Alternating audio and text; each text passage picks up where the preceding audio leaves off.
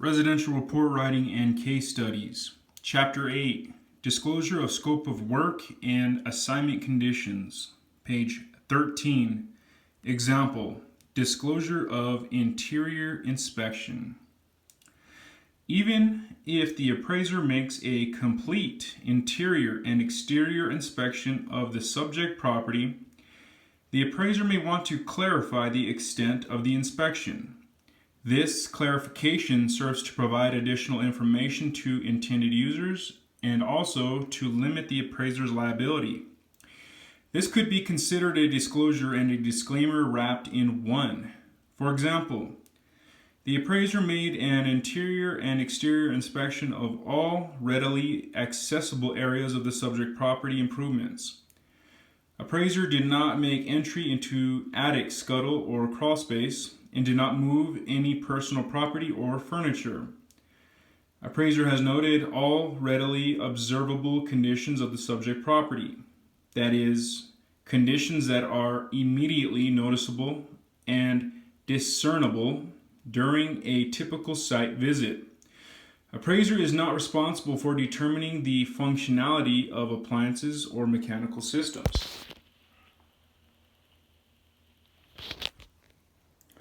On an FHA appraisal assignment, the inspection disclosure may be slightly different. For example, the appraiser made an interior and exterior inspection of all readily accessible areas of the subject property improvements. Appraiser made head and shoulders entry into the attic and crawl space.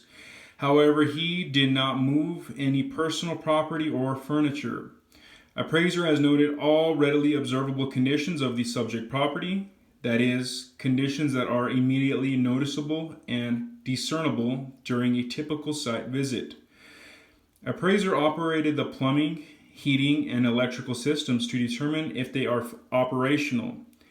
However, appraiser is not responsible for testing the functionality or capacity of these systems. Liability Insurance Administrators, www.liability.com, suggest that appraisers add an additional disclaimer to distinguish them from home inspectors.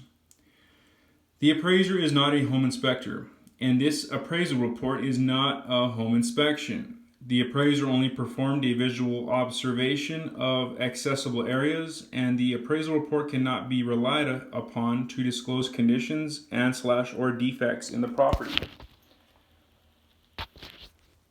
Again, this clarification helps the appraiser clarify the scope of work so that the client understands the extent of the scope of work and is not misled.